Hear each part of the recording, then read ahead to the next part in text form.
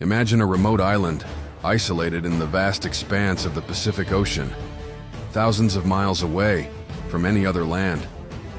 This island, known as Rapa Nui to its inhabitants and Easter Island to the outside world, was home to one of the most mysterious and enigmatic civilizations in history.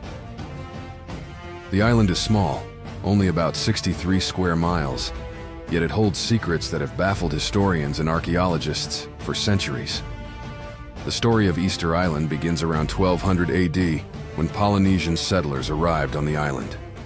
These were skilled navigators who had journeyed across the ocean in large double-hulled canoes, using only the stars, ocean currents, and bird flights to guide them.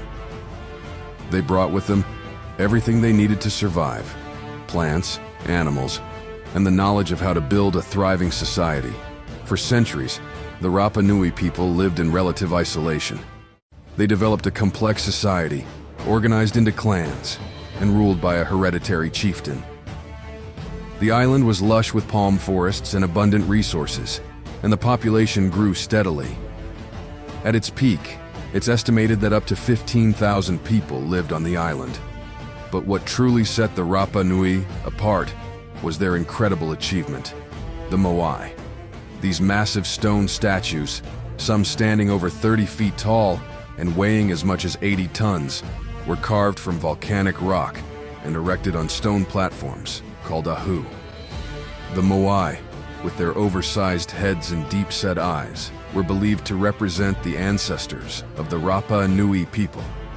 They were not just statues, they were symbols of power and spiritual protection, facing inward across the island, as if to watch over the living. The creation and transportation of these statues were monumental tasks.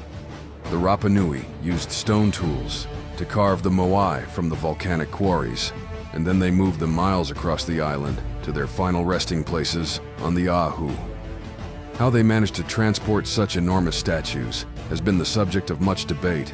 Some theories suggest they used a combination of logs as rollers and ropes to drag the statues, while others believe they may have walked the statues by rocking them back and forth. As the Moai proliferated, so did the demands on the island's resources.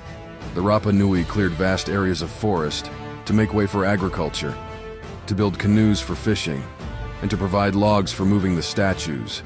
Over time, the once lush forests began to disappear, and with them, the island's ability to sustain its population. By the 17th century, the island had undergone a dramatic transformation. The forests were gone, and with them, the birds and other animals that once thrived there. The soil became less fertile, leading to crop failures and food shortages. Without trees, the Rapa Nui could no longer build canoes to fish in the deeper waters, cutting off another vital food source. The population began to decline, and the society that had once flourished started to collapse. Tensions between the island's clans escalated as resources became scarce. The Rapa Nui turned against each other in a desperate struggle for survival. The Moai, once revered as protectors, were toppled by rival clans, their once proud faces lying broken on the ground. The island descended into chaos, and the once great civilization of Rapa Nui crumbled.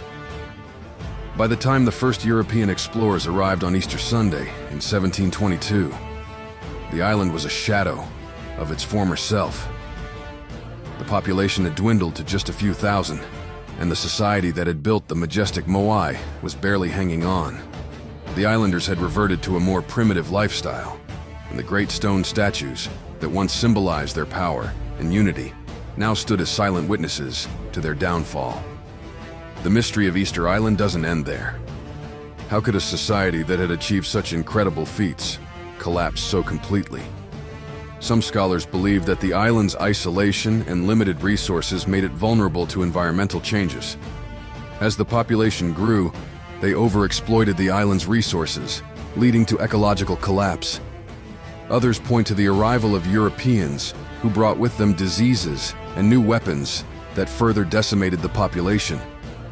But perhaps the most haunting lesson of Easter Island is a reminder of the dangers of overexploitation. The Rapa Nui's story is one of ingenuity and achievement, but also one of hubris and tragedy. They pushed their environment beyond its limits, and in doing so, they sealed their own fate. Today, Easter Island is a UNESCO World Heritage Site, and the Moai continue to fascinate visitors from around the world. The island's current inhabitants, descendants of the original Rapa Nui, are working to preserve their cultural heritage and protect the fragile environment that remains. The story of Easter Island is a cautionary tale, a reminder that no matter how advanced a civilization may become, it is still bound by the limits of its environment.